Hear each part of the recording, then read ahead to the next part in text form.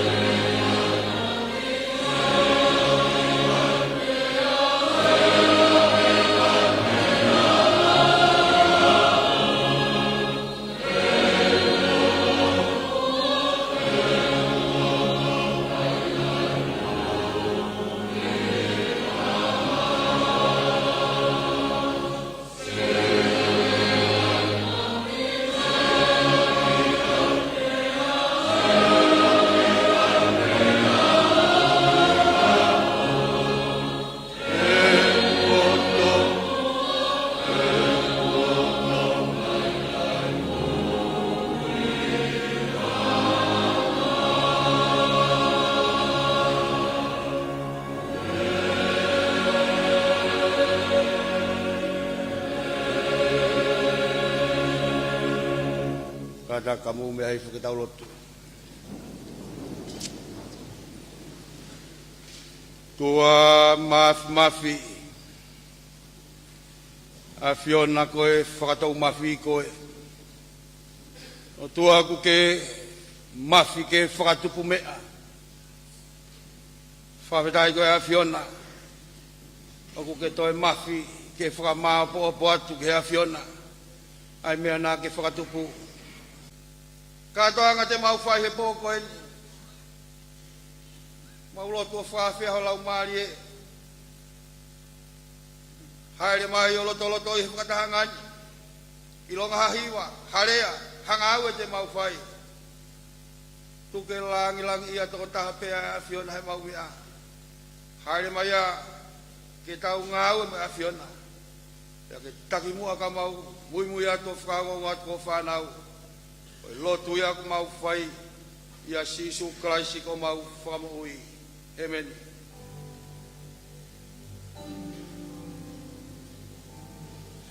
Go e mau tamai o kui he mani ke tapuha ho huafa ke hoko mai o pule hai ho fina ngalo i maman. Go e mau tamai o kui he mani ke tapuha ho huafa ke hoko mai o pule hai ho fina ngalo i maman. O hangi koi ang he langi o ki mai a mau me a kai he a ke whakamole ngole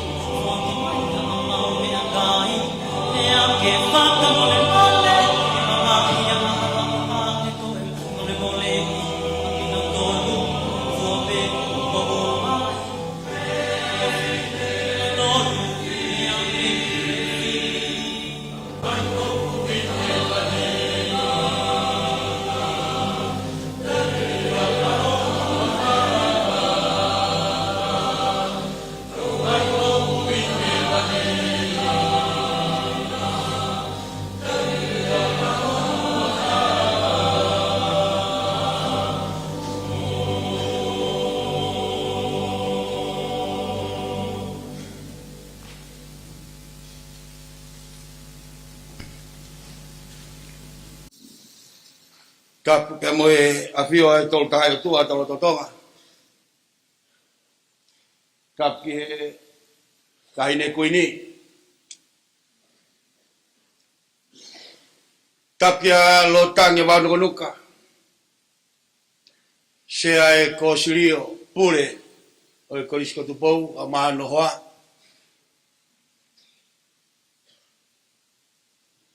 Tapu ki he sea e komit ngawe korisko tupou ya moka. A mai kau korisko tupu na wafe mai fiafin ke tau kau whata. And I want to acknowledge the presence of the Australian High Commissioner, Brett Bradley, and his lovely wife. It's always a blessing having you here in Tupou College. A very close friend of the principal and Tupou College as well. Watap ke kau tau whanau ko toa pe kua muafe mai he po koeni. Watap ke tangatai kure ako. O kutu ngai ai whatongia o e fiaf koeni. Kau tokon pure. Kau mai ti kalah. Pakatapat mong gelot. Mai kau ngau e. Patap ke tamako tau wahau man mata ngo. Mai mata pure lahi. Toi nga kau mata pure. Tukimu au ke tukimu yo korisko tupou. Patap bawah ke kau ngau e. Na ulawa mai pe mihe ofisi. Hiki ai polotu e po koin. Ya ku fatak bawah ke kau rea e po koin. O whaftai lahi ki o tua maf. Nā ne tūtūni ai pōkoini. Aku tau kātoa hai pōkoini ke whangon. Ke o tua lahi. Me sātai o ku whiunga pa mō tau waiwai. Tātai rei ki mō tolu hai pōkoini. Ki he ki pōlotu. O teu he tare kita au mai Music Academy ai korisko tupou. Ako whakamalo at kahine kuin. Lau mani nere. Mea mai pōko ino whakalangilang. Kātoanga. Tia moi pōlot whakamawai ta moi tangatai kure ako he pōko ino. Malo at pagmutol hon katoa pe kumulawa mai. Tawangi mo eiki, lotolotoi he whakatahangai. Kaurea ko teiteu ke whakakoloa ki tau tolo.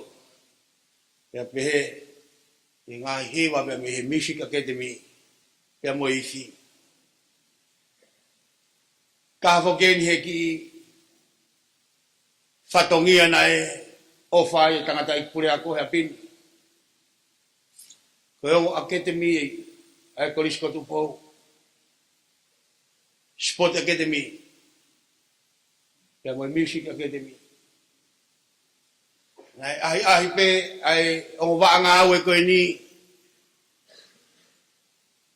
Whakamalo ia. Ai riak mo ui ku whai e tangatai kure ako, ai ngahi tawhake ke. Ku whai he Sport Academy ho naurerei taha. Hange pe koia, mo mea i. Lava te whiau i akapulu. I kuna e timi a tau whahau man mataongo. Ai sila e whiau ki akapulu. Te peheke tim si ni ai korisko tupou. Koe pōni. O hene tare ki tāpea mo Music Academy. E mau tatau whao si a rewa. Tangata i pure ako. Kai ke utoe whakaloloa ako e polokalama. Ospe whao ha ako whai. Pea whai item uluaki ai kuaia.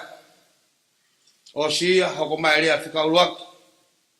Hoko mai ai item uluaki ai ka wifi. O sia, pea koe, the second speaker will be the Australian High Commissioner. Mr. Greg Petley. Koe osia pe hoko mai ai te mi hono wa selected choir rea tolu share commit nga we Kristo tuku ko moka. Osia pe hoko mai ai te fikau e ka wifi. Rea fika fa ko fa fonga. O e ako lolo tonga ko tama ko ta fa hau. Ai te osia pe hoko mai ai te fika tolu ai choir. Rea fika ni ma fa fonga e ka tau mai kolosi mo hoi fa fine ap ko tolo a. Hoi ti kala ma lolo mere opus. Ai te fika tolu ai ka wifi kulupulu aki. E ko rea fika ono fa fonga ai ka ngau e Kristo tupo. E fai ai tangata i ki kalahi. Hoko mai rewa ai te fika fa ai selected choir. O sia pea hoko mai e rea whaka o si. Ange whainga maari e pa mai sikari kai lahe si asi. Ako purea kololo tonga ai Kristo tupo he wafe wanima. Fai whakau Alfred Atiola. Ene tupu hatau koloa. O sia pea te hoko mai ai te fika fa ai ka wifi. Hoko mai ai whakamalo mo whakamalo. E tato whakakakato ai e polo kalama e pōni. Kai ke utoi whakalolo, ange whainga maari e te whai hiwa, pia mo selected choir ai Kristo tupo, te uteu mai mo rea whakaluaki. Malo.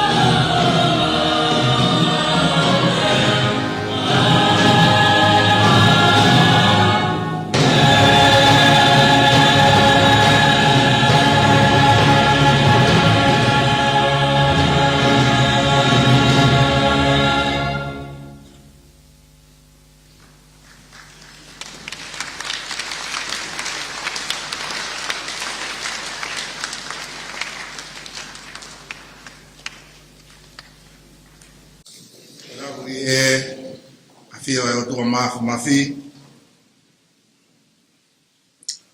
patapu ki he hawatong apatu dai queen tapu ki he sea ku me anda ko kore ko me moria ke hufanga I he patapu kakato ko afa ke sea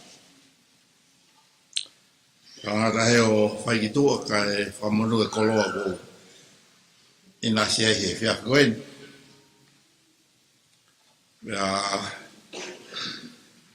Ango e lotu e rei kamata ke tau whiohi goen, ku tau whakawhita ki o tua.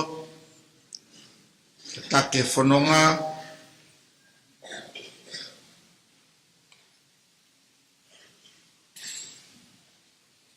Me tau mua e tau Funga waka. Pare hau e whanua. Masias.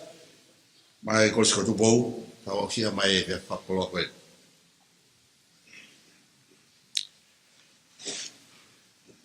Ko whamalo ki talahi kau mai motakon pure. Koloa koe ko inasia e beafin. Whamalo a bito. O heni koe whakafofonga pere tapua tahine kuini niskalauni ek presteni o mais que tai lá me pa o cosilio con il scopo po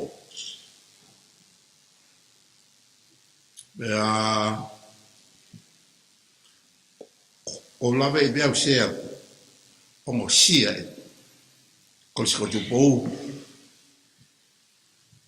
pode tau no a capolo be tau tol po si fe uma beia e koe fai frata fa au se consiglio me pure ako e via to pure lulu ko winga ia e mavahe pure ako no si dai lahi me consiglio ki hiki atu be ki kolo ko fatongia ke consiglio ke tu un maute ke ta tau pai tau ke ta kare pasteni per le pehe ke mo toko ni pure mo tiu talahi ko me a ofa le ta pete mo wange ke pure ako he te mava he ko ni ke malo he ti me ka pulu a pompo Kato e fai hame a kehe kai ke hoko me ko ya wa ta maki ta wa wa ku famalo atu prinsa wa ma en o team de que motor ko da pene mo fai ninga mari pe a ta fia ko Como vai ver que por calama caurea to fito. Pero co tu co o Deus bende que lave si que consiglio minute B1 per feu. Poi hui o lo mo sia. A kakata ni nai fa ma vai.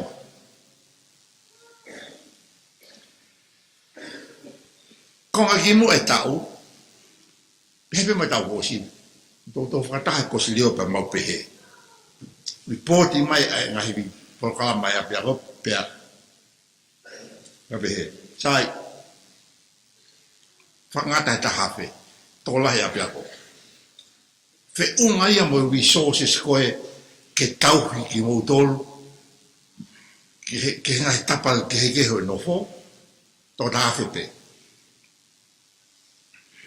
ha fata ha ko ya mo fata mo mo ko ne to ble lulu report mai tola ko si to ta fe te au o no wa be kage ko me ai no imagino que consiglio ko ne o ai mai fa wa ni a pe ko den ai fo tu u he ne a fio ko sia stu po wak pe o mai ke sia si pe mo mesmo no hua fa sia pe ko Pea koe api ako pen, he ikai ke te iong watu.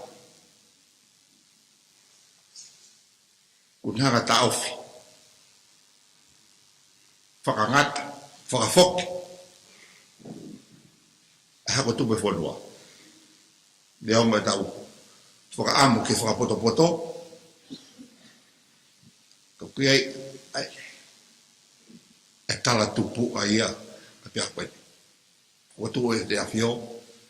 Kia ko ia e hako tupe whanua. Noko e pe kosilio. Pene kuini, ni skalauni. Mo e tau mua. I funga e whare. Pure ako mo e korisiko tupo. Ko tutuku koe ne whakataha koe i hefs. Tu opule lumo whoki kolo. Pino aloha peo whakakau he mea koe. Korisiko tupo tau ne te au ni mahiwa.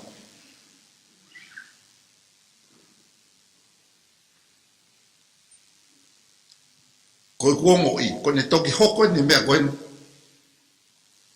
e korisiko tupo. Koe toki hoko ne hai taimi ke whetong e pure ako. O hoko mai pure ako ko.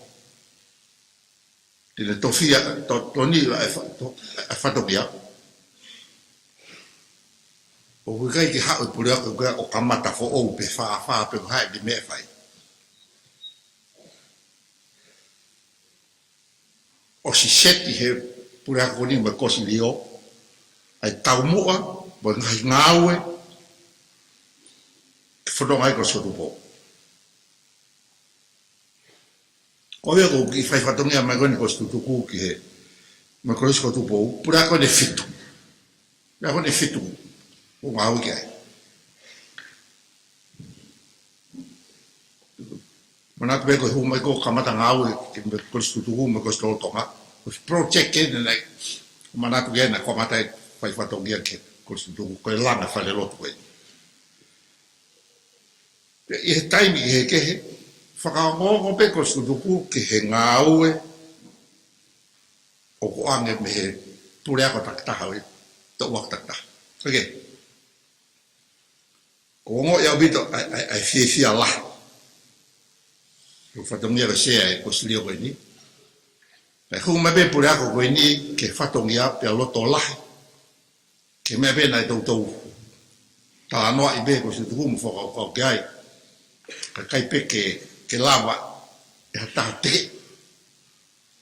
Be pure ako ni o ne mau ai vision le rei mo loto lah fe unga che foto e cosi lio poi. Peniamo per ngesi e mau fononga mai ko ui ko ngahi mafai.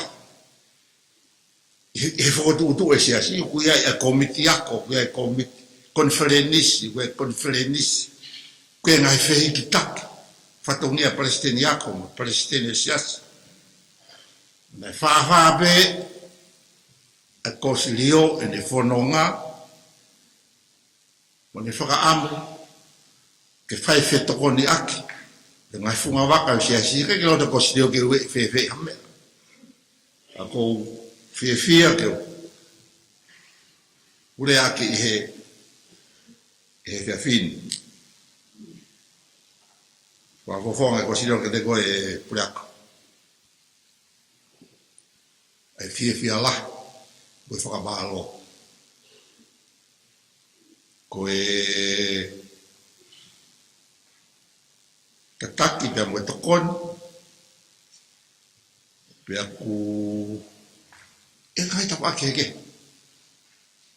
korisi o tokon ke kosilio koe mahino abu de kosilio whanofono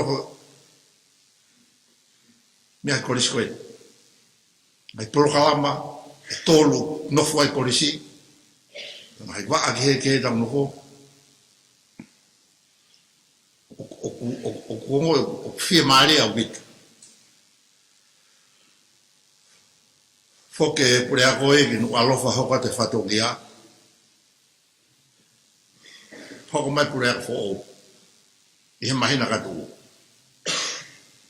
Pure ako fo o wea ko kau pe he kau sekretari o konsilio koe. Ka toa e mea koe ne whai kau wai pepe pure ako kai kono whai. Aia koe whanonga koe ni. O ku tau hio ki mua ba ngoe ko ku whahoa anai, whaamanga mai ka whanai, ko tau ene te au ni wahiwa. Ki nau tō ka mata mai. Yang mai ke nau mata ai foi transition koe. Whakawha whewhalawa aki. Pea ku ngoi pea mo mole ai whanonga ai koe sikotupo. O malo bide ko slio ke tatake ai lau mari e ki ngau tau whai. Ke ne afio tupo wono. Ko ne whorofora he konfelinis ne whai hapai. Mahai api ako lalahi. Si ke whokotu hangai poat, hangai kosi lio.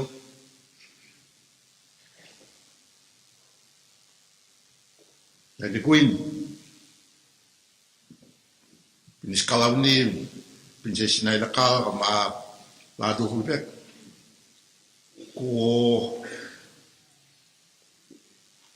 Kolo ia. Whanongai kosi lio. Kama kosi kotu pou. I he mai moa mei palasi whakatapu. I lawe pēo whakao sia leo. Whakao aha koe me e kosi leo tai ne kuinga o ki whakao katu pē. Koe kāpa koe ni kau wai. Koloa mehen me le afio mai kosi tutu ke ai tau mai kau māpia. O ma manaki ke whakotu ki mua he whakamuke ki mua he ose e tau. Ha facility ke ne process e ka wake. Ke quality whamamalahi ke marketing. Pea ka hoko ia ko ia o kutui whakahoko beke kosi leo. Matawa ia ke tokoni tau te while ke staffing pia moina i waa ke alaka e kosi kotu pou malo ke ofa mei lai pia nau whahako beo nei kuine kau e beko skun salo te ka lawa le rei e whanonga e project koe ni o si lawa le rei kosi kotu pou imo kosi skun salo te whanonga i ngau hoko ai o pe hoko pe Purak, o whalahe kosi leo. Pea ngongo whaho, ke pehe ia. Whana kone purak o te ne misi a koe whakataha kosi leo. Pe hoko ai koe ni ka. O kutatau kosi leo e koe ni pea moe tawa siti lahe si asi koe. Koe me emi pa peki he pa ngangalo tai. Pe o whatau vito. Motolu kosi o tonga pa tike sea. E lewa whakahara o tatawa.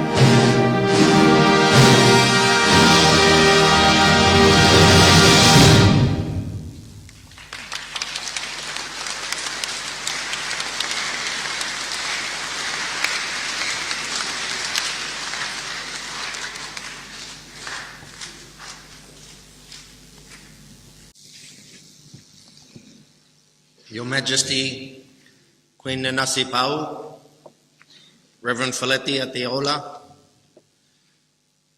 and with respect to Reverend Samiu Fanua, to all the teachers and friends here and to all the students. An effective leader must bring a vision, and every vision must have a purpose, values, aspirations. It also requires the ability to inspire, innovate, and problem solve. Reverend Folletti, you've shown all of those qualities throughout your tenure of Tupou College, taking it through an incredible period with such strong leadership. It's obvious to see and feel the love and respect that all the students, parents, teachers, and the broader Tupou community have for you. I've been to Tupou College many times now, but I particularly remember attending the final church service here last year with the beautiful voices, the beautiful music, and being so warmly welcomed into your home by your children and your grandchildren. I was struck by your humility, your quiet conviction, and your grounding in family and faith. Australia's links with Tupou College, of course, go back more than 150 years. And I hope as they go forward, each year they become stronger. This is something we are immensely proud of. I know there's the relationship with Newington College. There's, of course, been volunteers here at Tupou College, projects like water tanks, the upgrade of the Harold Wood Dormitory, and more recently, the Tukuaho Museum will be upgraded this year following a visit of Australian experts. I couldn't think of a better project or an example of cooperation between us, especially in the 150th anniversary of Tonga's Constitution. And last year, under your leadership, Reverend Folletti, we were so pleased to have the first Tupou scholarship to the Ducks of the International Stream, one of many in the years to come.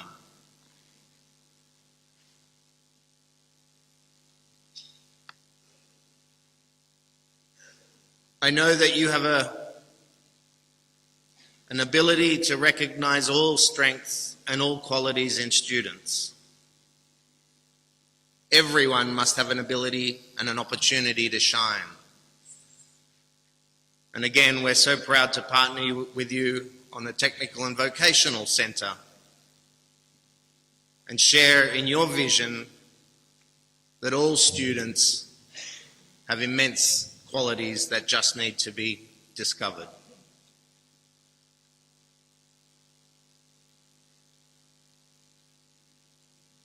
I know on Tupou College's website it says that the school has the sacred responsibility of nurturing young men in the spirit of Kotonga Maunga Kie Loto. And with discipline, sustained commitment and passion, every mountain is climbable for all the students here. And your hearts and your souls are as big as mountains, like Mount Everest.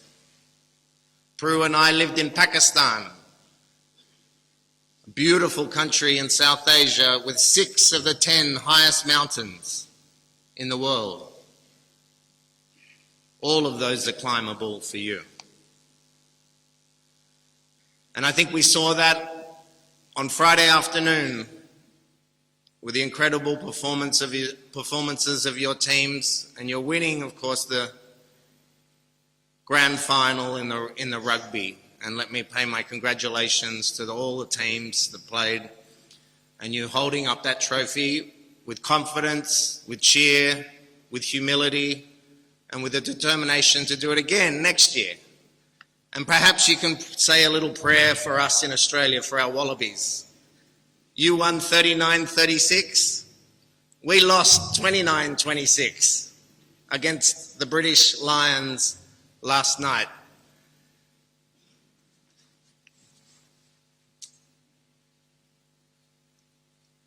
I know, Reverend Folletti, you are one of 22 principals, I think, at Tupou.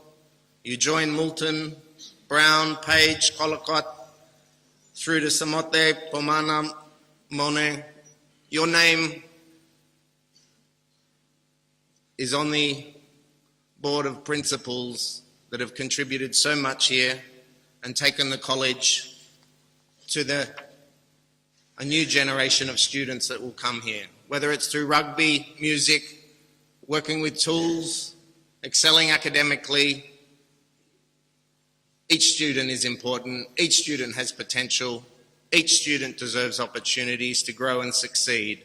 You've left a legacy, not just at the school, but in the hearts and minds and souls of so many students. And there's no higher gift than anyone can give under the Lord's eyes. May you take that away, and may all of us pay such respects to such achievements. Let me finish by saying to the incoming principal, Reverend Samui Whanua, I wish him every success in his tenure, and may our partnership between Australia and Tonga continue, including through Tupou College and the many initiatives we share. One of those, which I must say publicly, so it survives the transition, Reverend Folletti, and as we hear the beautiful choir this evening, I have a challenge for you. And I've talked about this with Reverend Folletti, and that is, we will have our ambassador for First Nations visit Tonga in the next 8 months. And Australia's First Nations people are 60,000 years old, 60,000 years in Australia. I would love that when our ambassador for the First Nations people of Australia visits here, not only does he hear the Lord's Prayer in Swahili, but he hears it in one of his own Indigenous languages of Australia.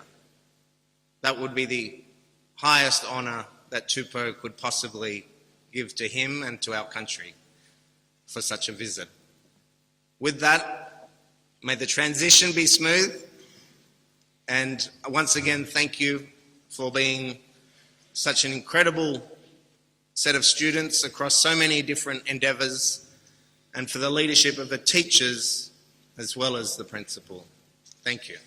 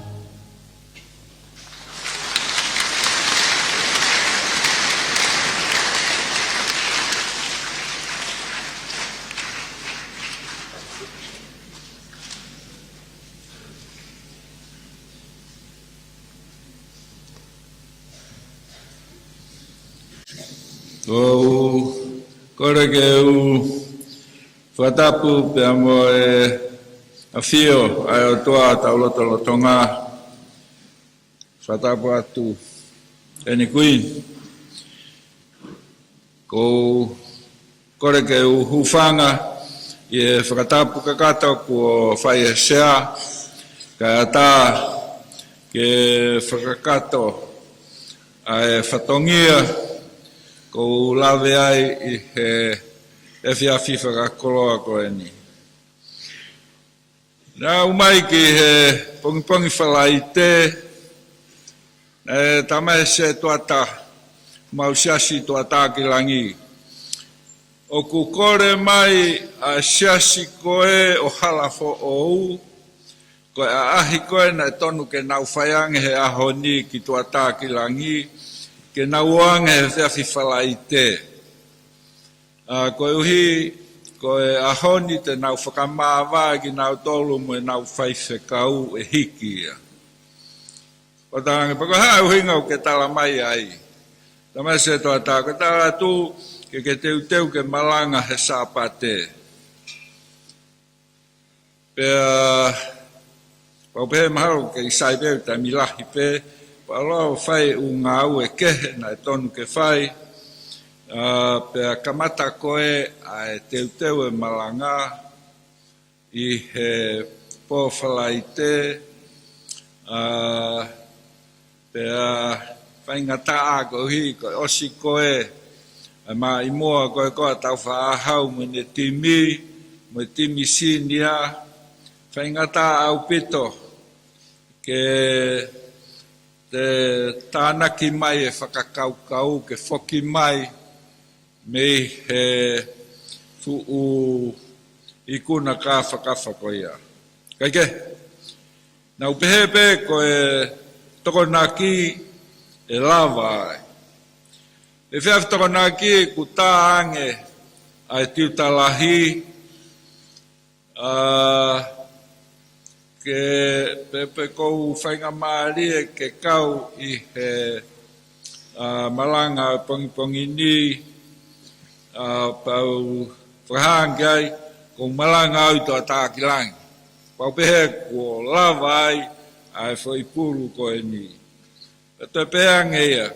Sai bea e osa maranga patoki whai he polotu e whiawhi he whitu.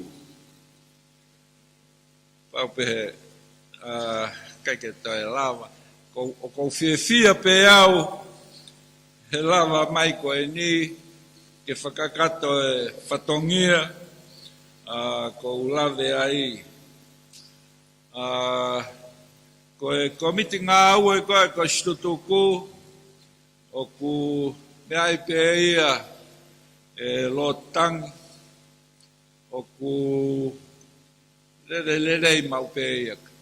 Kai kaha taimia, ko e whaingata ia e komiti ko e ni, koe hi, koe komiti koe ni, nai whakotu upe ia, koe ngā aue e mea kotoa peu whi maha koriskotu pou, koe sirolo tonga.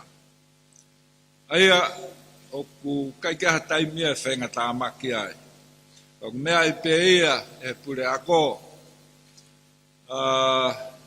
pea o ku ngā ue le rei atu pē,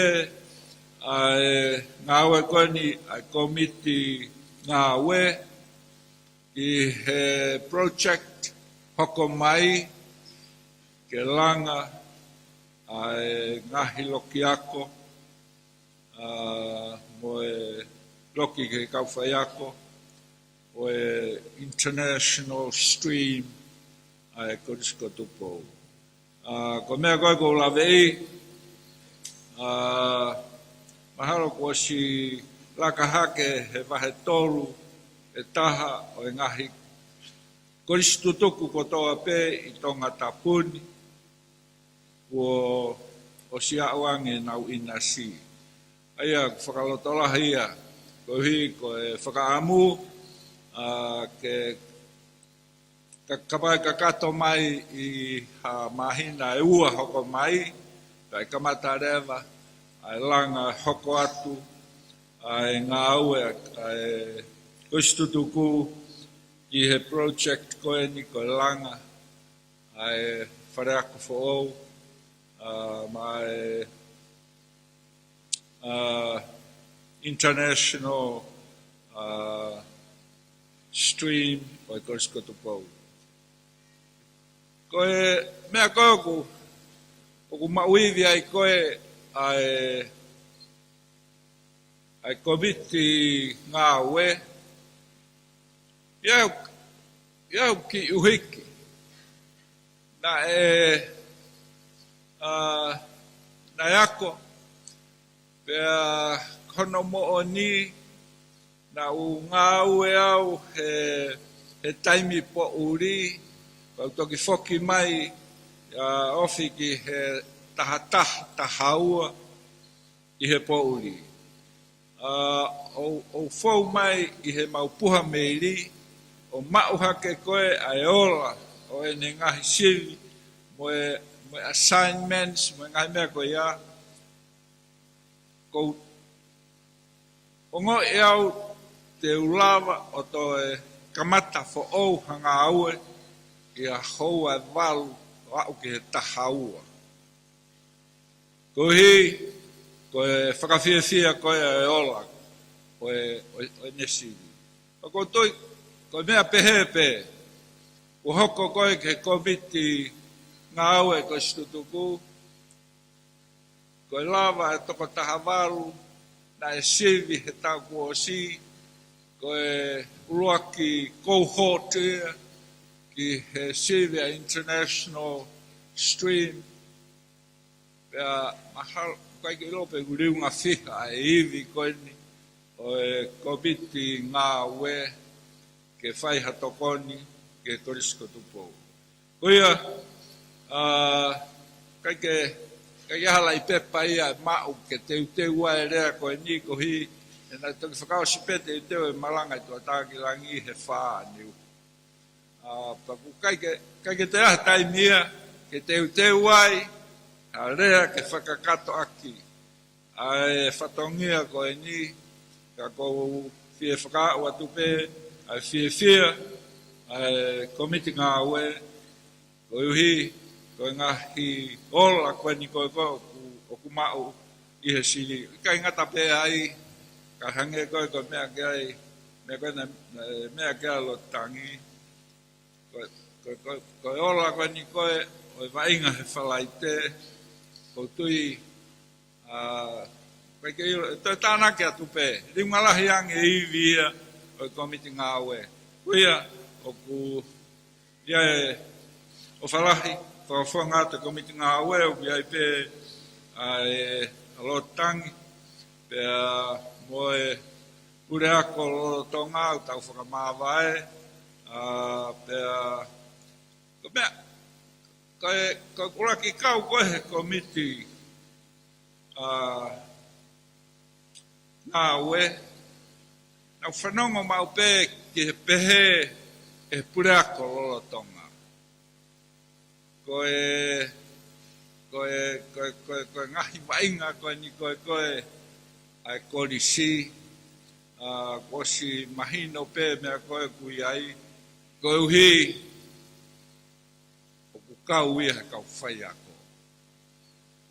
Pa mau ofo mau pē, pa ko tui pē, na ne whakamoni ia i he whalaite, neongo, na i kai ke wainga a kapulu i.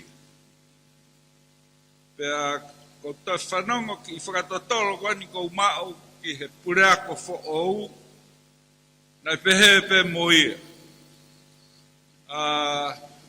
Ko ia, o kui kai ke aha tua tamaki, ko hi neongo na i kai ke na wainga, ka ku tono na whakauto-uta i he mamata wainga tua ofa atu.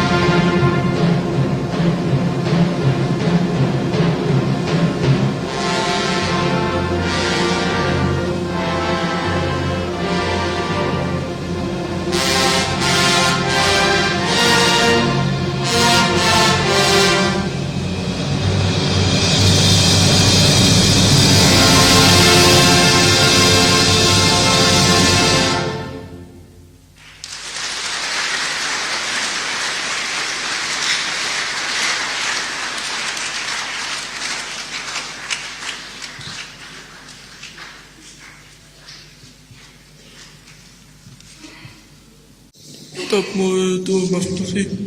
Top mo fera to fera menua to kita malutani. Top ke kanya ko ni. Nas pau to wa mo ho iki. Top ke sa yo wa fa to. Fera to ta pe fa ile. Koi gona sa dunia. Whakawhitai, au kuiai, mō pekeiki, whamara atu ke tukun katoa, pe mō upu, e me katoa. Whawhatu whileti, o taramanu, mara o pito e, o kanakirerei, whawhatu, e te mō tō katoa, mara o pito.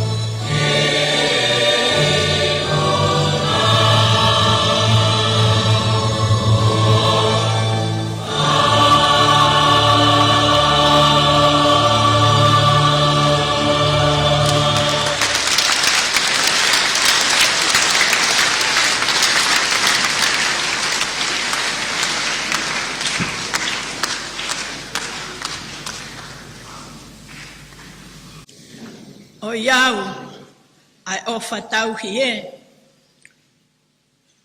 he polo tuni, ko tau me mawai. Lahi ai ngahi whaingata a. Lahi mai whainga mai a mate. Fou i he awhi, pia moe vai. Isa, na e whe, a e tau kao mai. Tau kau ke whakamalo ia ai ofai a atonai. Ai monu o e whihiki takini mono ngahi whainga maari e. Tau whakapapau he ahoni e te tau ngā ue maanape. Tapu ki he otua o kune a whio i ho tau loto-lotonga. Tapu ki tahine kuini whawhetai lai. He whainga maari o e pōni. Sea whakamore mua. Kau huwhanga atu pē i he whakatapu kakato. Nā ke kamata ake ai kato angani. Talangata moa ia te kita pēa whai atu pitu a mama. Pēa moe o pē. Ka ata moa mo oku ai whainga maari eni. Ke whakamonu a hoku koloa. Pēa moe whekau me he tangata e kisea o e whiawhini. Whakawhetai lahi ke otua. Kei tonu maupe ene ngahi palani. Tau kau whakataha na moe kuaea. He hiwa whakawhetai. He ikuna. Ko tau inasi ai. Ikuna he tapa kehe. O e mo ui. Iho tau ki apini, koi korisko tupou. Iho tau siasini, koi siasi o korisko tupou. Iho tau ako angani, tau pole maupe ai. Koi ako anga ai korisko tupou. Whawhetai lai. Koi tau kau whakata, ihe polot whakamawai. Mo tangata eiki pure ako. Whai whekau, whelete atiola. Ta ueni, e hongo fulmataha mei kakato. Ai hongo fulmawa. Mo tau whe ao mai moia. Whakautua bea nenai. I he holo. Pia maari e ia he tala noa ai ko wana hapai. Talo hiki mai a tangata e ki he korisini. Moe mahiki ki o lunga ai tapa koto ape. Whakalaka ngahi nofo anga. Loki ako ai holo. Moe hape hato e mea.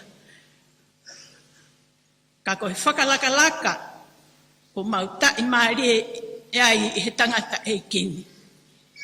Koe koloa whakalau maari e o kune tō kaki. Ma ai korisi i he taimi kotoa pe. Whai pe whakahohaa a moka. Pe au pehe amsia koe moka. Nai whakahoko atu ho whatongia i he aho toko naki. Koe ki whatongiani. Mo whakamore i ange au. Teu ilo mea kehe pe. Nai tok whana mai pesea ko hoko e ono he whiawhini. Ke uwhai ai ki whakahohaa. Tokua ke whakafofo ngai. Ai kautau ma ai kolosi. O korisko tupou. Tahiwa fitu ono. Nā kulele mai mei motu. Tokua, koi fie ako he korisko kuinsalo te. Whawhetai, whanawako, na mau monu ia, na mau toko tolu noa, i he aho ko ia. Mau whoko utua, i he ki kalasi form 2A, ai korisko kuinsalo te. Na mau kau he whaite, i he to ukupu, o e tahine kuini. O e tau pei e ta, o ene mai moa whai ako. I he korisko kuinsalo te, pia mo ngahi ako anga asiasi. Pia mau lawenga monu wai, na ne hoko, Koe whae taku ange moia. Nā ne hoko. Koe tahine whai ako. Kia tu unga whine mātua. O ne tali ui ki mautolu. He aho kotoa pē. Pia ne ako ne kina ki mautolu. E tapa kotoa pē mo ui. Whakawhetai. Nā ne whakahuafa. Ai ki I koristu tuku pe e mau kalasi. Ko e tau o e tuku pāngi nā. Pea neongo o kai ke fuuau e mau whaifatongia. Ki e lau maari e na e whakahuafa aki e mau ki kalasi. Ka kuwhai pe turi. Ke whakakakato. Ai ngahi fatongia whakakoristu tuku. Ko whakawhetai lahi ki he eiki.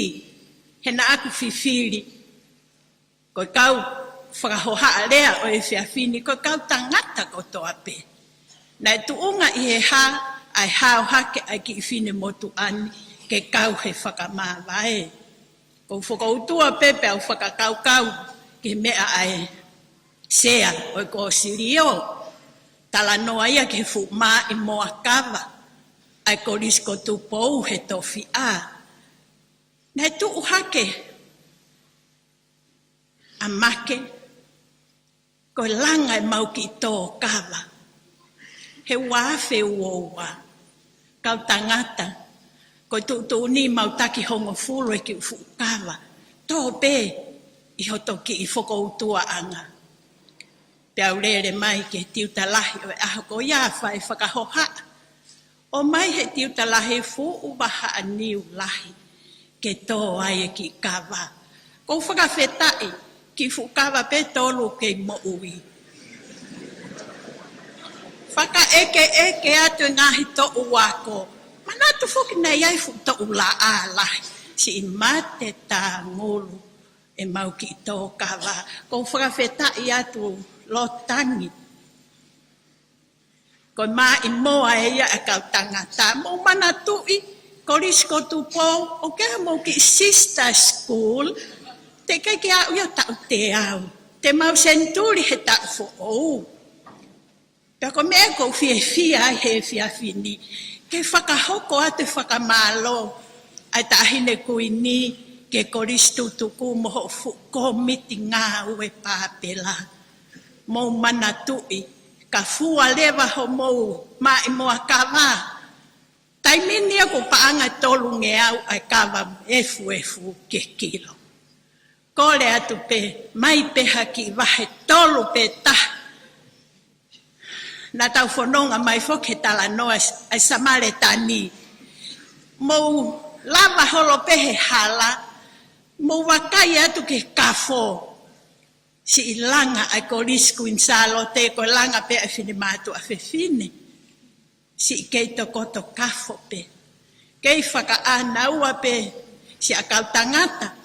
Te mo wafe mai, hange ko whakahoha ai, whenga paanga ia ko ristutuku, tolo a man, ko mau osi ngā pe whaihinga he potsiasi. Ko mit ngā ue, ka umai ko sirio, ka iai rewa haki merenga, mo mana tui, si sister school, o te ki ai kei pepe, te kai ke au ia senturi. Mana hena, whakawhe ia ku mau tolu. Korisko tupou, maasi. Tau kamata e kātoanga, ai tahine kuini, tala monu atu. Ki ho kātoanga tahine kuini, moi whakamalo lahi. He ngahi whangu ko maringi, lave ai e korisko tupou. Tau te fito, ke whei mea tokoni, ke mama ai e whanau.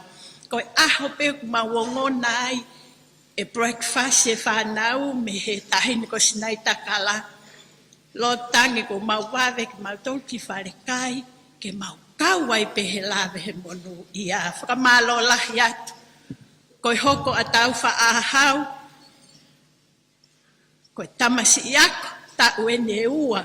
Pe neongo koe ke mau ofi atu ki mau tolu, ke for stream koe a international. Mau lau monu pe koe mau tamsi ako.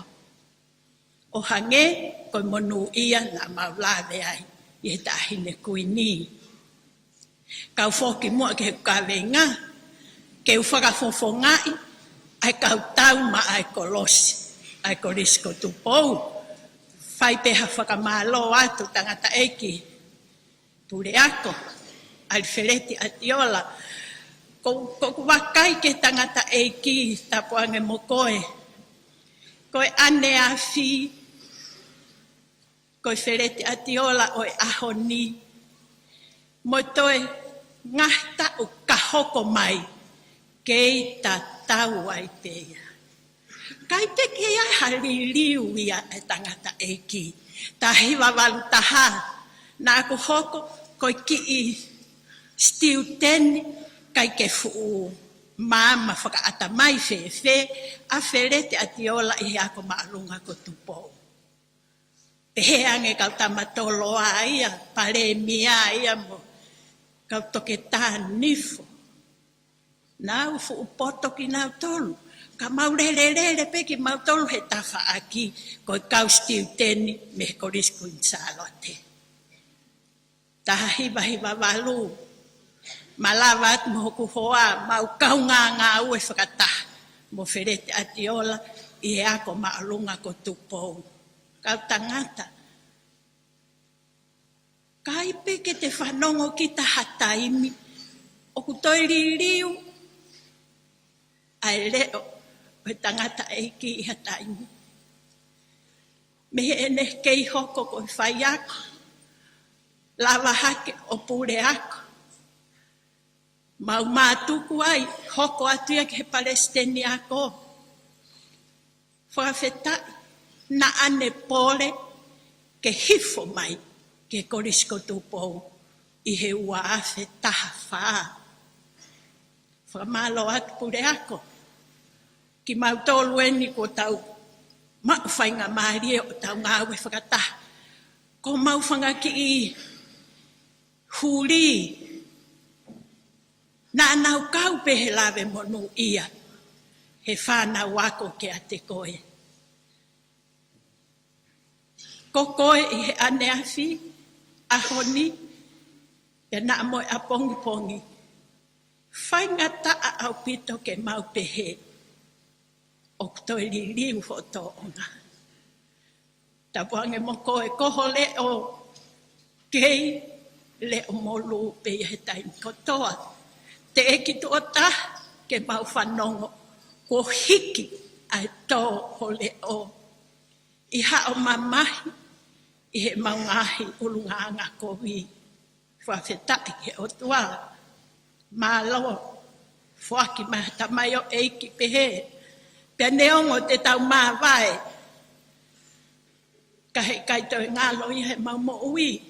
Ta uni ko ke whakatuu ai ka venga fis mua. Ke tau i ai. Mau kore whamore more a tangata eiki.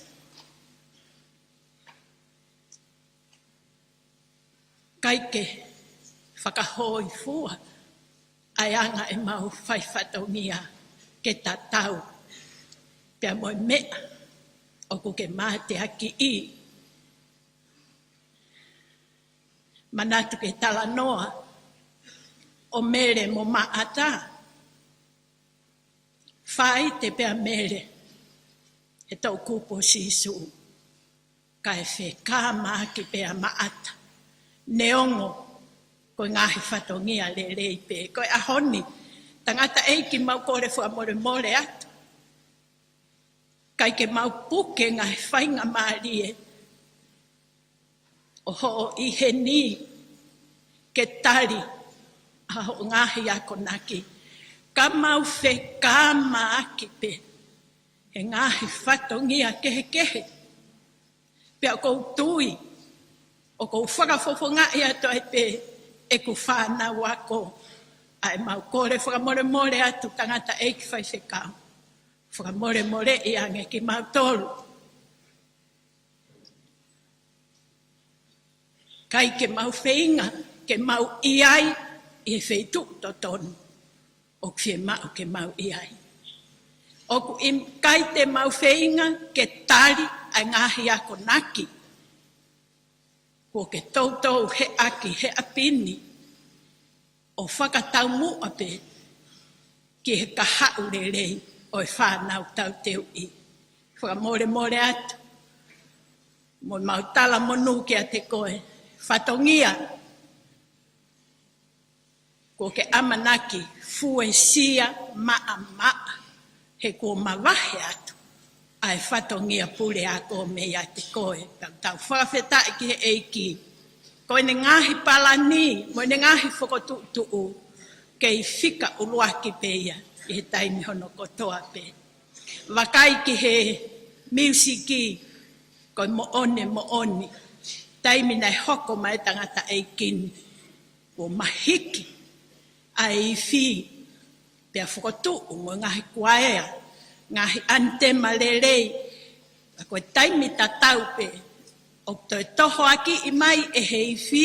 Pea mo e kauhiwa. Ai ngahi kau ngā mea lelei. O e korisko tupou. O hange ko e whainga marie o tau inasi ai. I hai komisiona Australia mohono hoa. Whereti kaha tau mawai. Mau o whatu. Pea oa mua na ngalo i hataimi.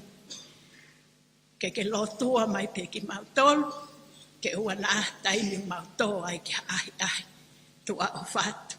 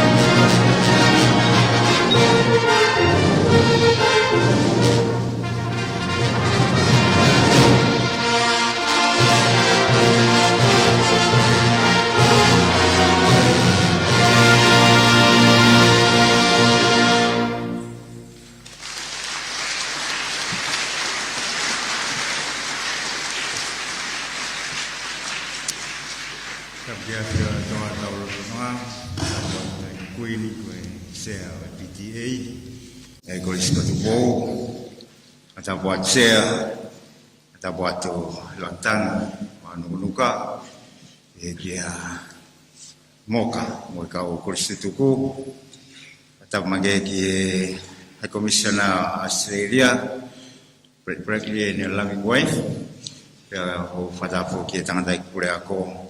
Ko fangat mo ang tarfata po siya ko kau fatabe be mo sami te u fa fita igete ko aki loto to e au ha tua te utaha apige afiona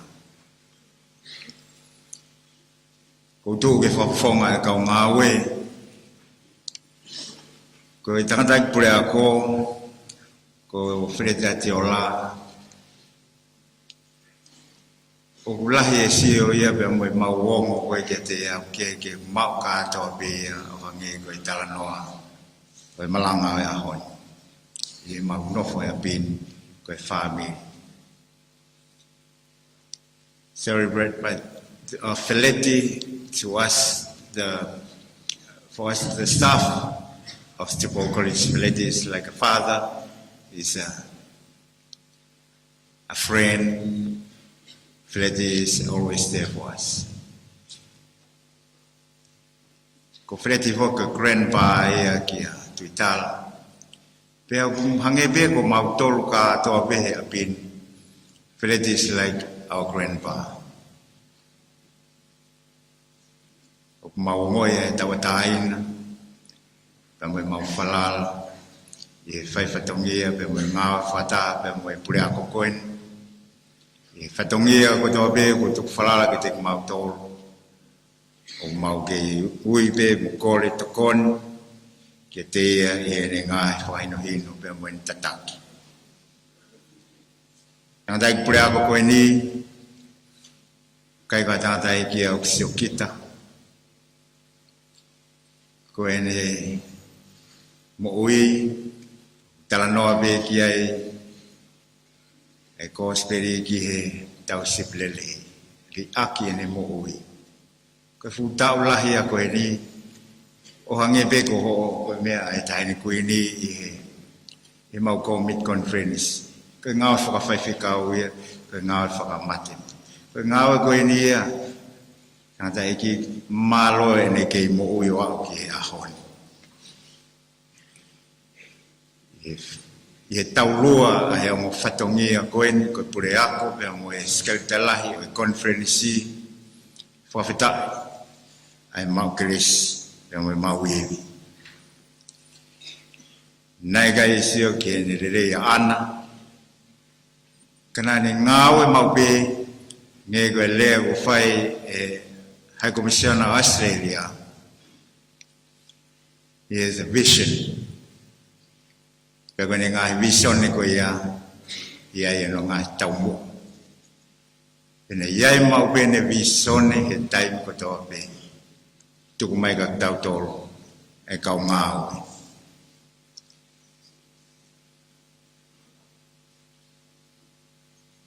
Kuya dau moto o apini tonga mo unga ki e loto pe ko lea fa tau ia e koriso tu po ka ha mo unga i tongan ko tau mo unga ko tau loto. Our mountain is our heart. Mea ko tau pe tau fai o ku fai me he loto. Pero toka ki mau be o fai e tanga dai pure ako ke te tau to ko hinga ia mali ai fi ko wi fi e me ai fi fai me he loto kono hinga ia mali ai va inga mo aka pulu ko fai me loto. Whatever we do it from the heart. Kata wahiwa, pekoe huo, pekoe taf, pekoe femia tokon, koe whakamau e whare mohe. Neongo pe koe hae ki ngau sisi wat ke tau whai, ka koe koris ko tupo o ku whai aki ai loto. Ko hinga be e wholwhora na whai sisu e gospeli. Koe un ki he iki, he sisu, kau whare si un mai ke te au aki o mou longu tu ka ko mou loto o mama. Ko tau un ki he iki un aki loto pato.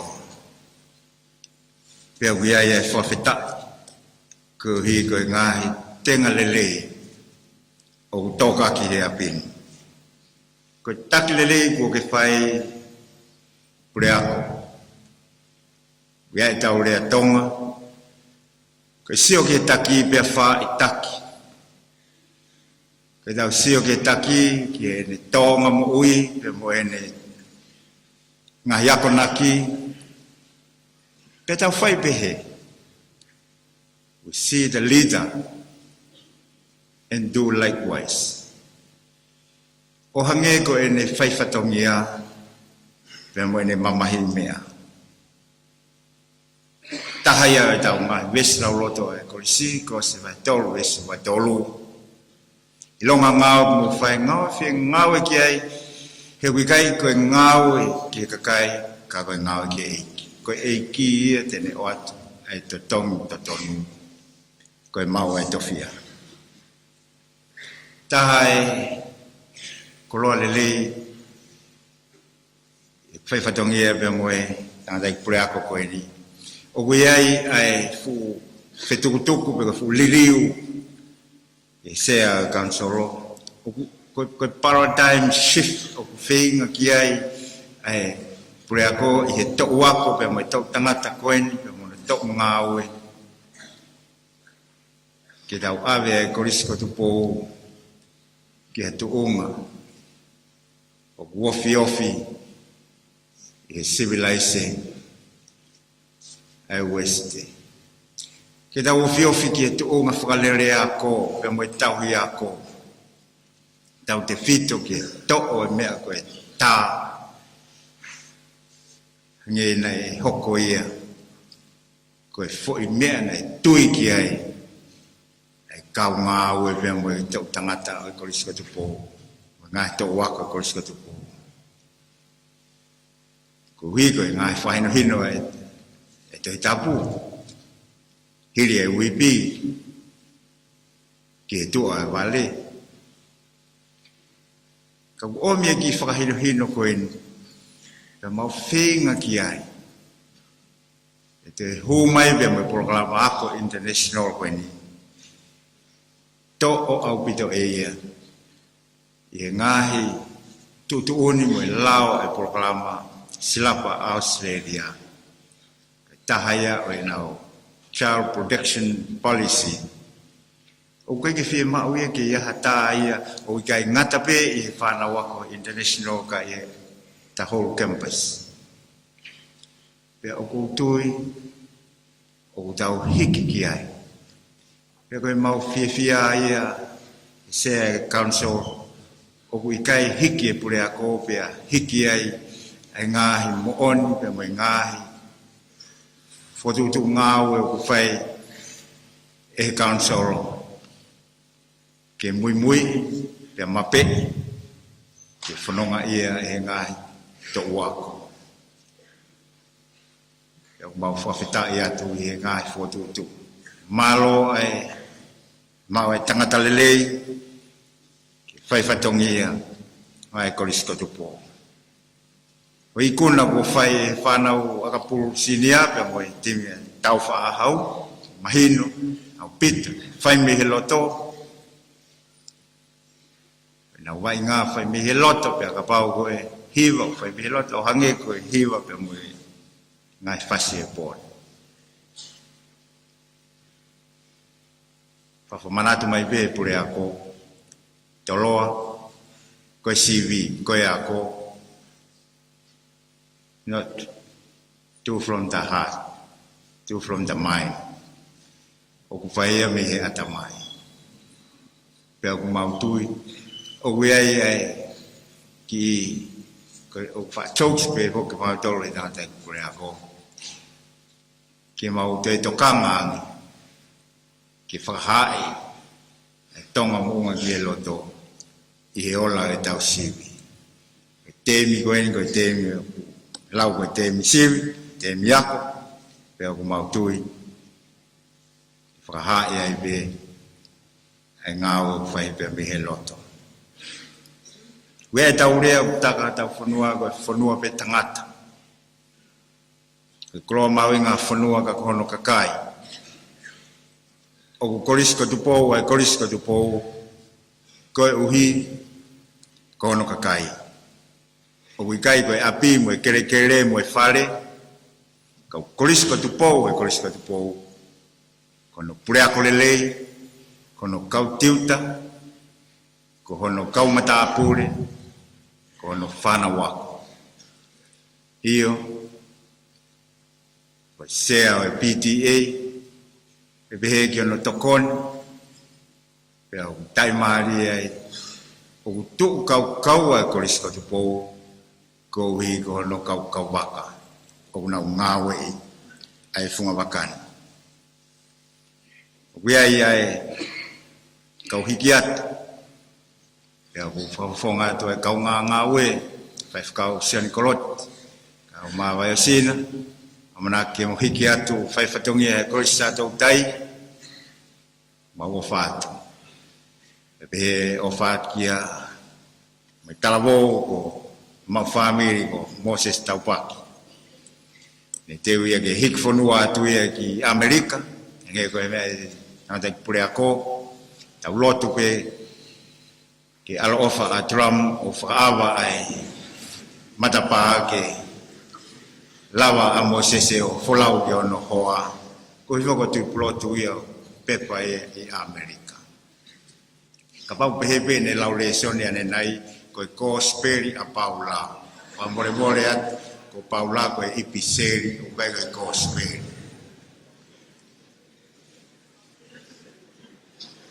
pa o vat Moses pe mo amana ki hoko te fatongia ya mau tuibe break ko mo hiki atu o nofo tau he fatongia pa feta tataki o kufai faudo tau fai tani kuini se PTA tau siobe ke taki pe fai taki o pelayan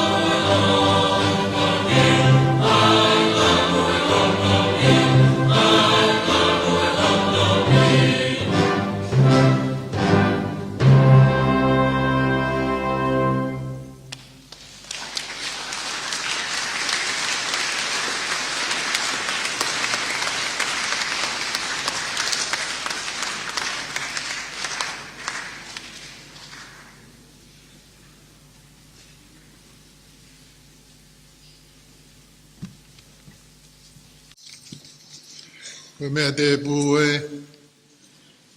koe ia te tau toru ai o tua.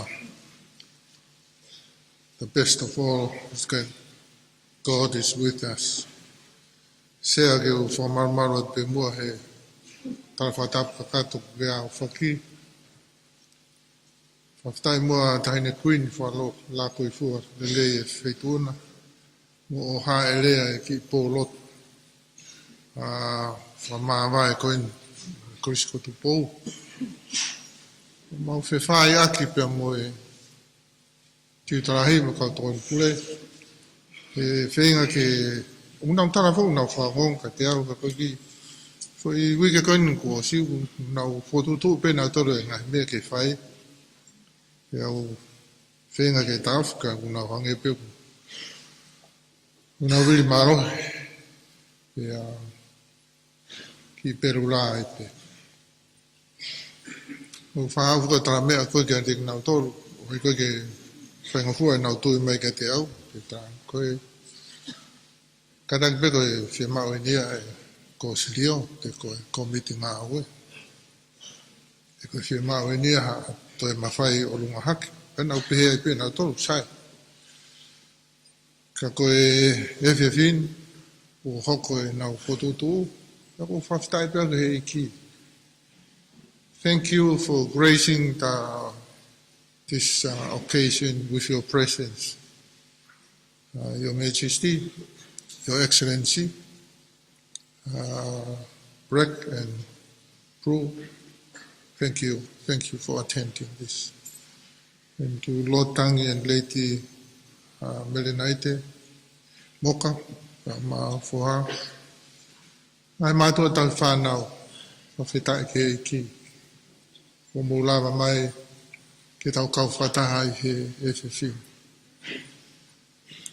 Koe Music Academy, ka regi tā, ka umae whaihiwa, ka moe kauifi, ka moe kauhiwa. Ko whaambea koe teu ngai au e whare lotu koe o Moritoni. E tau ngāo ke he teo ni manoana e kaua ki wharerei wa fōo koe whara o tau whare lotu. Ka moe uki e whanau o tau whare lotu. Kaua e si tō wako koe koe Bruce, koe Pruta e loa. Nau hanga whanau re rei tau whare lotu. Kaua e mono taila, mai moe share. Ka koe nau mau inga taha o e teu e wharotu koe skotu pou. Ka kou tui o ku kawa e whaahi mai e kau muri ki o mai o mau lotu o mau toru hen kauhi. Koe ngā au e ku whai he tare ki tā. Ka moe Music Academy. Ka kou whaatō ko hoa ngai pē ki tarahi moe kau whaiwhi kau. Tonu wai tau whinga e pē moe tau ngahi maranga koe me he tuunga, maranga koe koe skotu pou. Ke au tatau. Hiono whakanau o apini. O me fuu.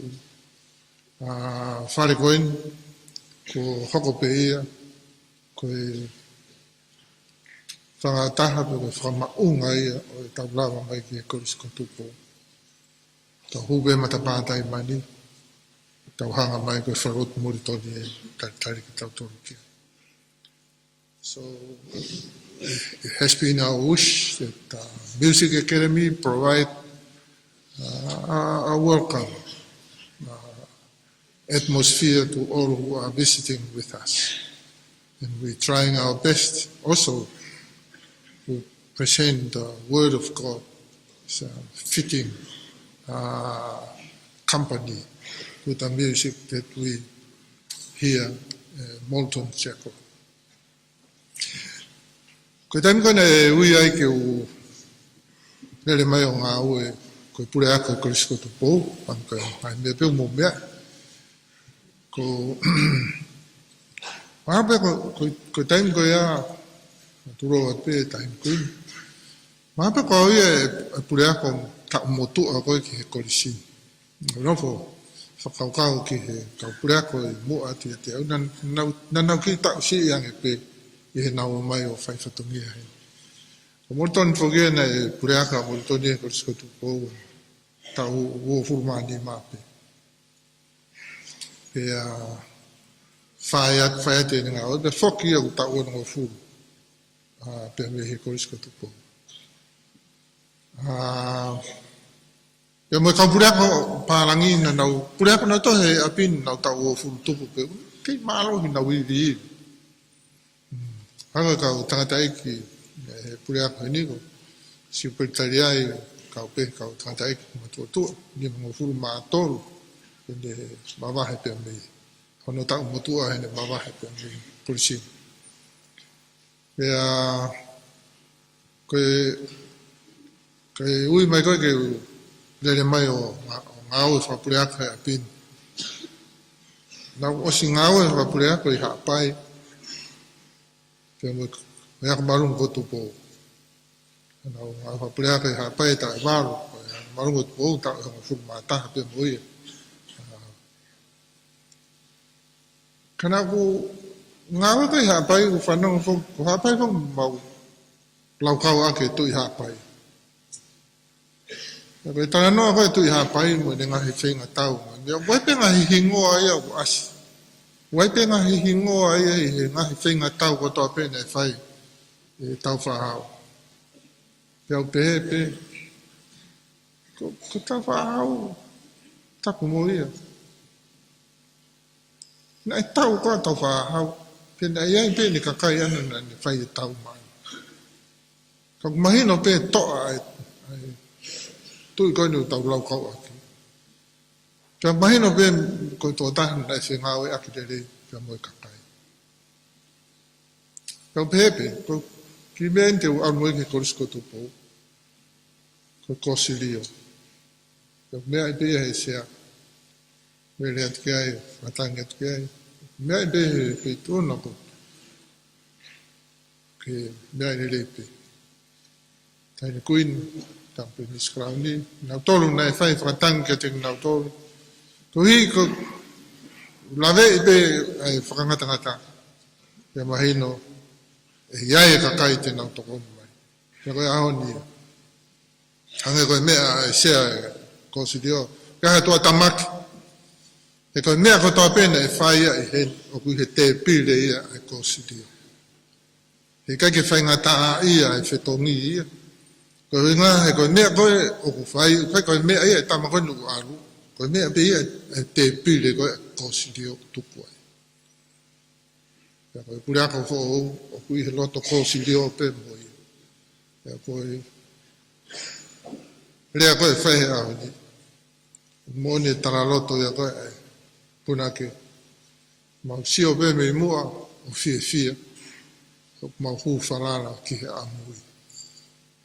Mau sio pe me mua o fia, mau hu wharara pe ki he amui.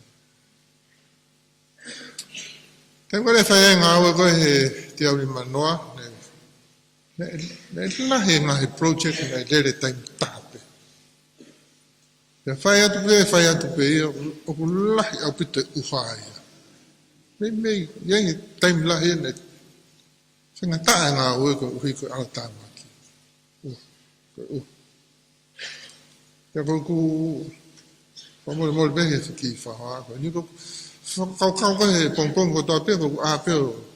Nere ki paskala wha sio horo ngai whetu.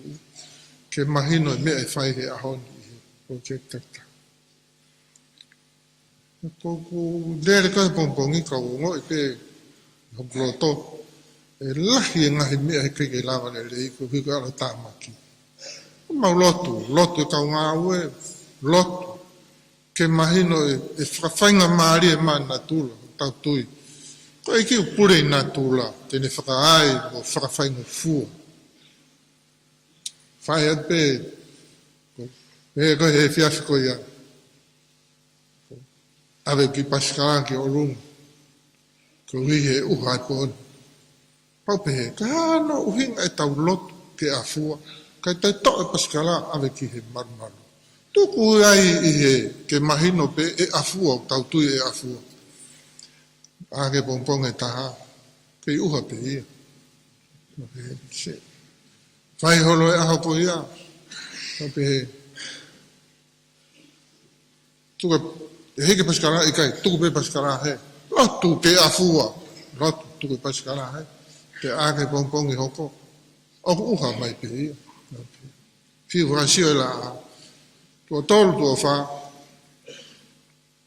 Ko heka ki paskara. Heka pe ke paskara. Hange ko whapite pete tangi pe. Kau pehe. Hei. Nā ke pehe o ku ke ofange ko he ngā ue. I he tō tahu tau ngā ue ki ai. Nā a whai. Ko o mawhasia a uiha no whakauko e mea pa pehe. Ko o ngā ue ni o whai. I kai. O ku tonu ange pe fo tu. Ai toko taha ko ne pure ki nā tūla. Pe e afua, pe e uha.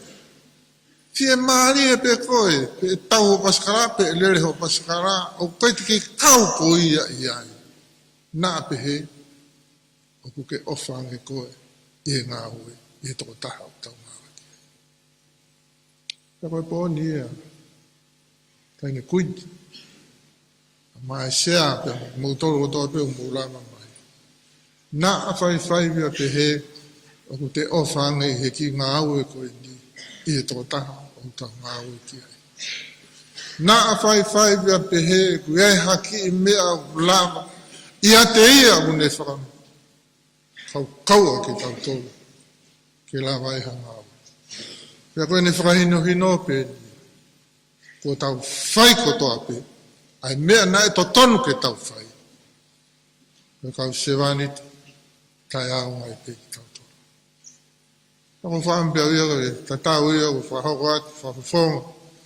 Ai oe maka mau ki whaamiri, ofa lahi atu au pit, ofa au pit, he korisko tu pou. Ko tangi kau ngā ue. Sai aku whai mo te hiki, nā warengi te fu ofa kita he korisko tu pou, la hene te ofa, si. Kamo ki ngā ue te whai.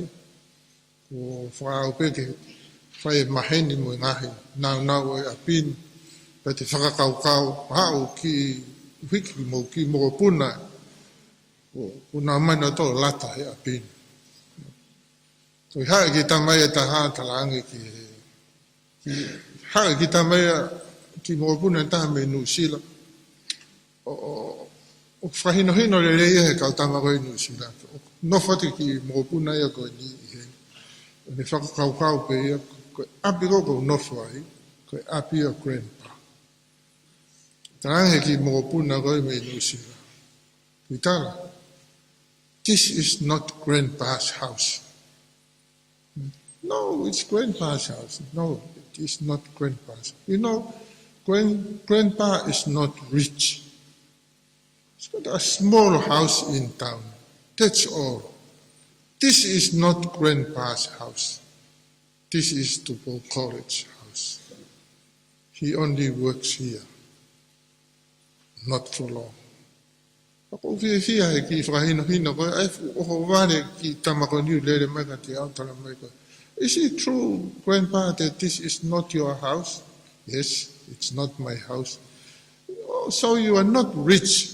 I'm not rich. And this is not your place. We will not live here forever. Ko whamaro la he to au ia, ki taimi o ka pok ya te au mo ki family. Rahane mea ko mau me he apin, mea ko mau whai ki he apin. Te hoko ko e tamai, te tauhi pe, koe natula e tamai. Father provides for the children. Ako e lea pe o whaangau e aki, e mātua whai whekau. Mo o whai whekau o tauhi e tāka ngā. Ngā bega tuunga, ulahenga no tauhi e tāka ngā e tauhi. Asa mai mahanam taimi ke mo wafea. Wā peke tūnga, o ngoi pe ko whiunga, o koe whaongongo pe maro, tonga i whupeke tau tonu me o lunga, pe me kautaki ko whiunga ke awhea. Whamaro at peo koe toloa community, whai ke lawe se ko mau si koroen, ko mau apien, ko mau siasien, ya ko angai. Ya ko nofo be mo mau fa ampe. Ko en kuiai tau ko silio, e ka ke tau mana si, i he fetong tongi mo se heka ki. Continuity will always remain. Ko tau iai, e tau iai, e tau iai ki, e tau iai, tuku he te pili e kosi lio e tau iai, ka koe mea te pu e tau iai mo tau e ki. O whātu au pito, whātu au pito. Kau ngā aue, tau whāhau, kau mai whanawako. Taini kuin, i loto tatau. Muone, whaha leo whaipe mehe. Kau tau mai krosi pia moe, tiutarahi.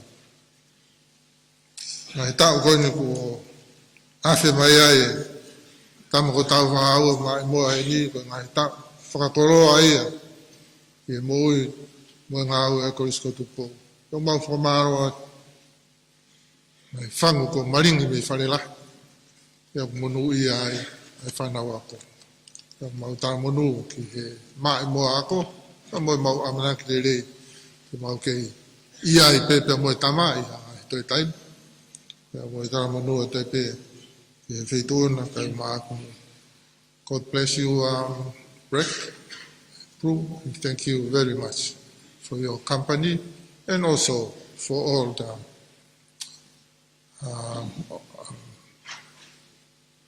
donations that come from Australia. But it's more so for the fellowship. What he wanted our choir to perform, the Lord's Prayer in the First Nation language, we will do it. We will do it in your language, in your First Nations language. We will do it in the Chinese language. We will do it in the Japanese language. We will do it in all the languages that are spoken or available in Tonga, so that when we invite the High Commissioners and the ambassadors, we will perform the Lord's Prayer for them. O whātu au pito, sea whamarata o whaamaria.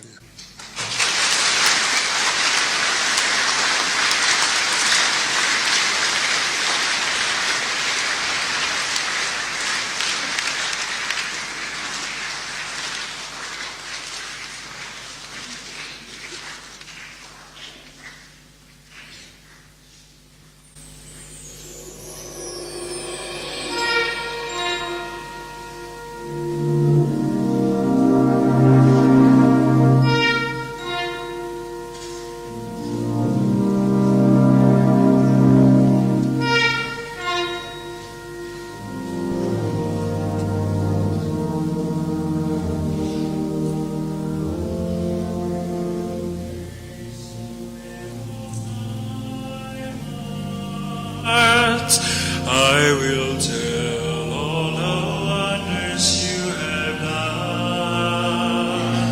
I will sing with joy because of you.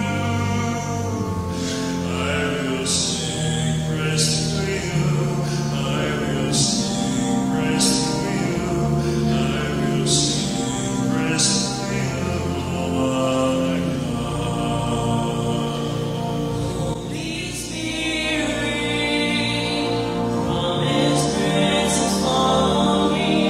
Holy Spirit, may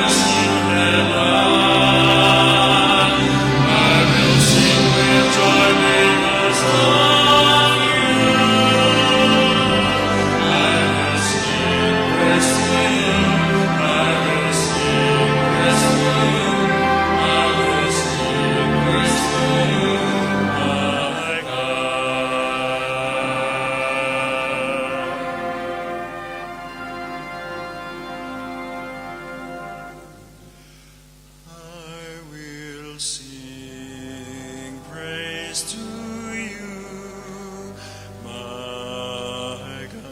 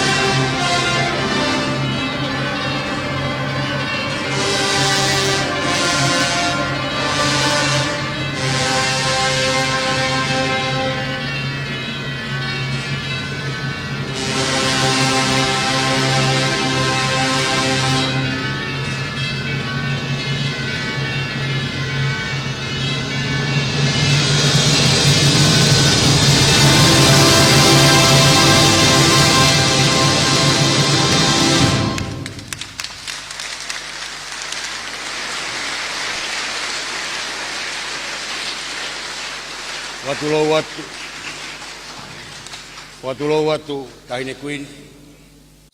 Te lawe ipe kuma uloloa ai polokalama ai poni. Ya ko me ai tangata i kure ako whakata e whamalo. Ako pehe ke unga ia. Pe mua ke mui atu ai ofa i korisko tupou. Hounga au pito he ap kotoloa. Hae rea. Ai ap kotoloa mo mea wholoa. Te po koina. Hou e kia. Ai katoa ngā tua. Ai whatu pe ia. Te executive ke whakahounga. O puke whaika maari e whakausi ke kore whakamore more ke tangata i kure ako. Talu e whakatutu o i polokalama koe ni pe moe teu e whakamawa e me tangata i kure ako taine kuin. Kai ko hamea nei whaingo fua. Mau e polokalama whok mai tangata i titalahi o whahoko mai ke toenga executive. Whahoko mai pure ako ke tau whakate umea katoa koe ni. Ako ufia lawe, whakao speki ai, whakao si aki. Nā kai ke loto ai tangata i kure ako ke whakakawenga ke te whai hamea. Nā ku whauhaan ke titalahi. Koe mea ai pure ako ia ai whakatu i.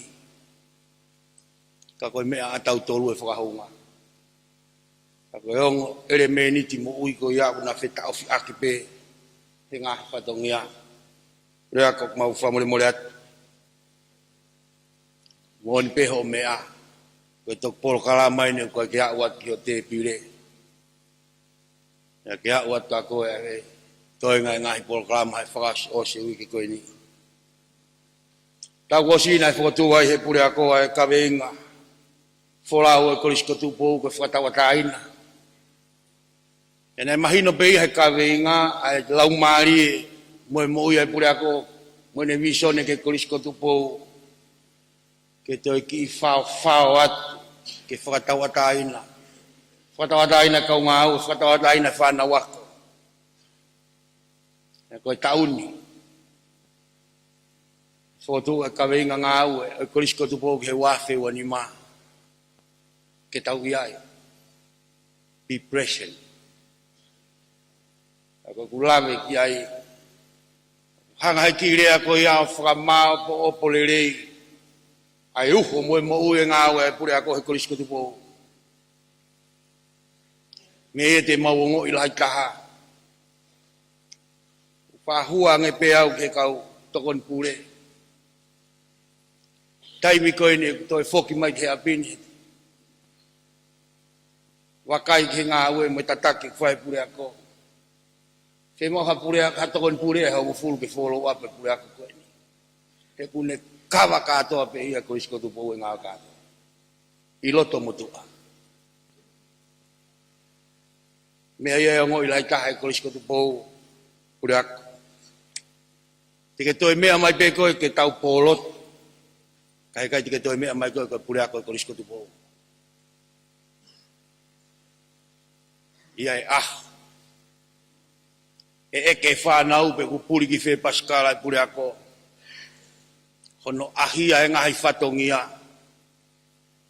Koe pole lahia ke mau mui mui ai. Ai mahu inga. Ke tau iai mo whanau ako. E kune iai mau ai pe ia ke tau tolu. Lewa e malanga. Kau tatau atu.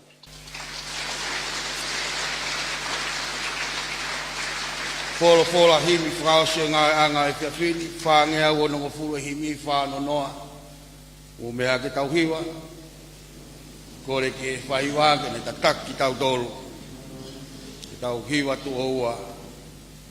Tau kau ke whakamalo ia, ai tamai, alo, laumari, kau ai kakaio langina, kau mo mamani furipe.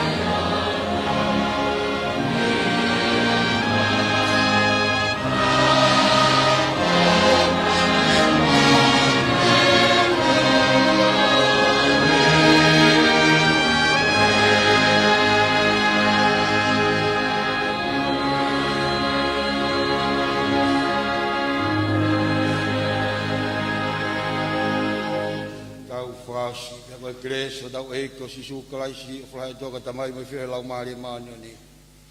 Ia te kita tol ko to pe fai pe tai ngata. Amen.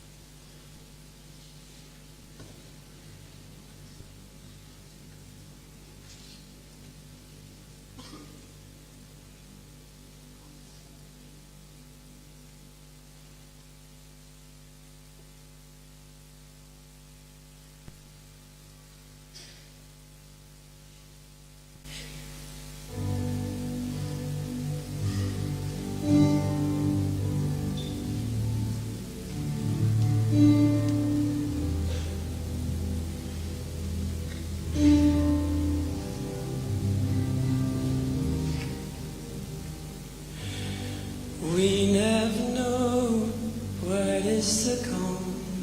We are so young, so much to learn, so much ahead of us.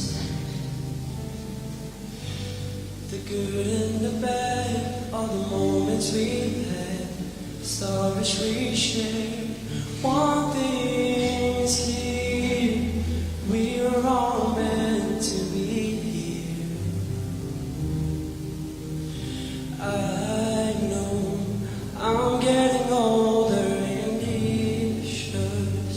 I must be wiser when I go away from this place. A part of it stays with me. When I can't find it elsewhere, I find comfort here. While the present's gone free, the future's on me. So I carry a part of you wherever I go. You see a school, but I see a home.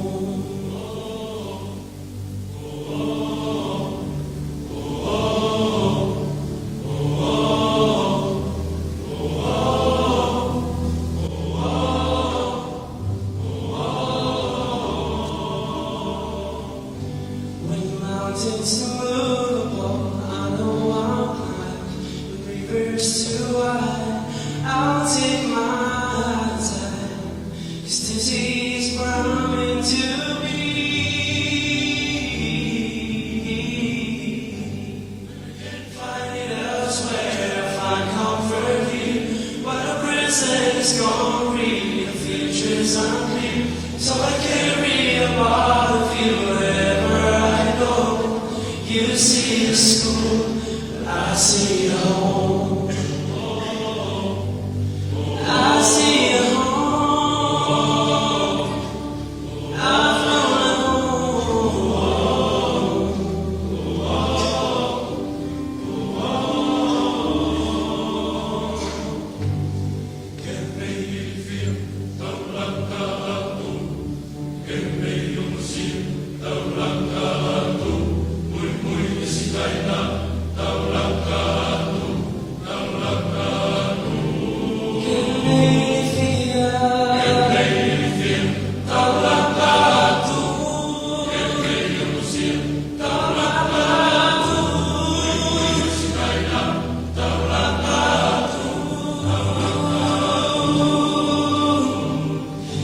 Cause a heart could be golden, but mine it beats blue.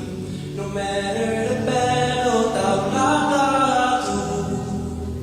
move forward, push on through. When I can't find it elsewhere, I find comfort here. While the present is gone free, the future's unclear. So I carry a part of you wherever I go. You see a school, but I see a home. When I can't find it elsewhere, find comfort here. The present is gone free, the future's unclear. Wherever I go, you see a school, but I see a home. When I can't find it elsewhere, I find comfort here. While the present is gone free, the future's unclear. So I carry a part of you wherever I go. You see a school, but I see a home. When I can't find it elsewhere, I find comfort here. The future's unclear. So I carry a part of you wherever I go. You see a school, but this is my